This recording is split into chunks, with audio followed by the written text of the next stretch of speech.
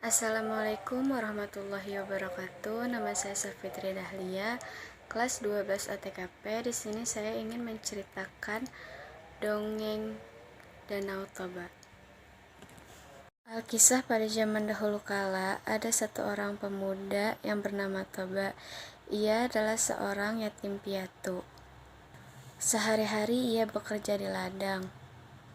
Sesekali ia mencari ikan di sungai yang tak jauh dari gubuknya untuk makan sehari-harinya.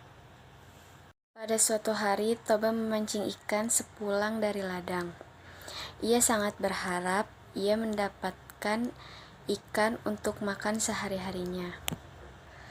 Terpenuhilah harapan itu. Tak lama kemudian, Toba mendapatkan ikan yang sangat bersinar dan beda dari yang biasa ia dapat sebelumnya, karena ikan itu memiliki sirip ikan yang sangat mencolok seperti emas karena tersinar matahari. Sejenak Toba memperhatikan ikan besar yang dia dapat tadi.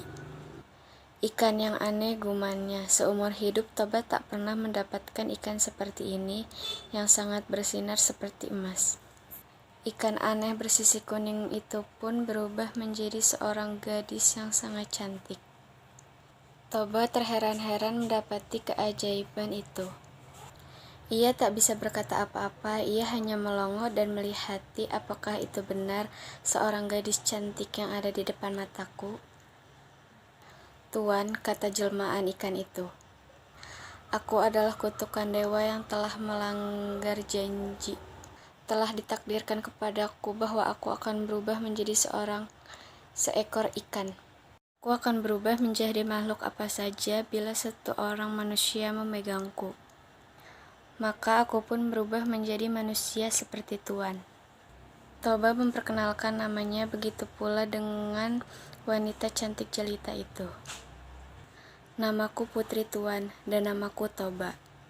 Lantas Toba mengucapkan keinginannya untuk menjadikan ikan atau putri tadi sebagai istrinya. Putri itu pun mau menjadi istrinya, tapi ada beberapa larangan yang tidak boleh dilanggar oleh Toba. Jawab Toba, aku bersedia menerima larangan apapun yang kau ucapkan kepadaku. Dan syarat apa yang engkau kehendaki? Dan sebutkan, niscaya aku akan memenuhinya. Permintaanku cuma satu, hendaknya Tuan menutupi rahasia-rahasia yang kumiliki. Jangan sesekali Tuan menyebutkan asal-usulku.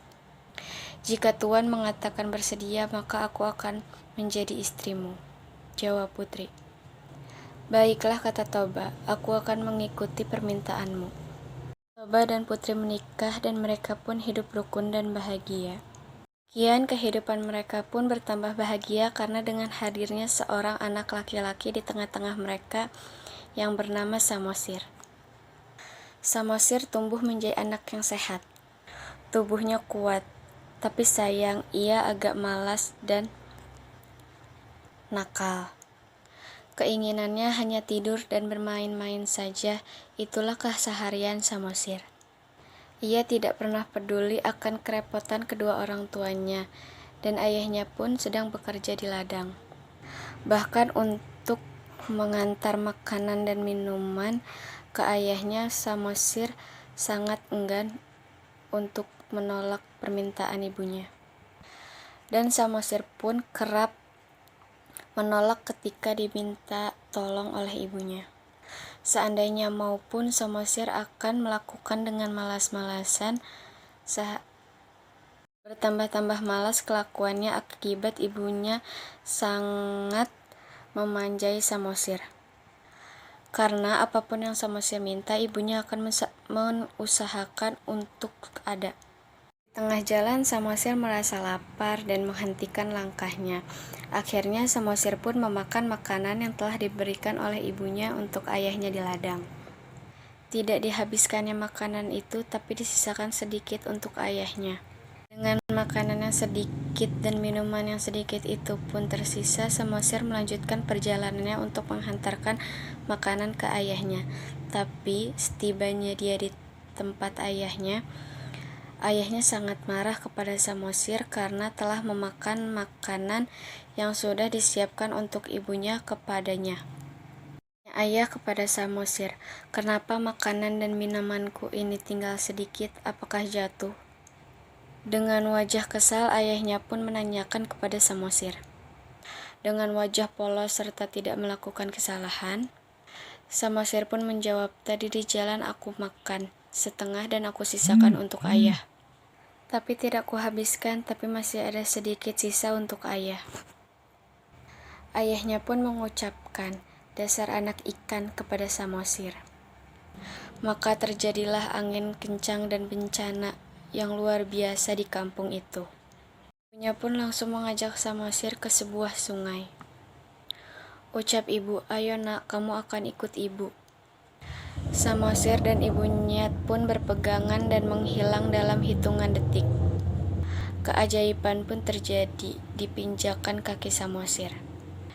Dan ibunya pun menyemburkan air yang sangat deras. Dari dalam tanah air laksana semburkan keluar seolah-olah tiada henti. Semakin lama semakin besar. Dalam waktu cepat permukaan itu pun tergenang air yang sangat banyak.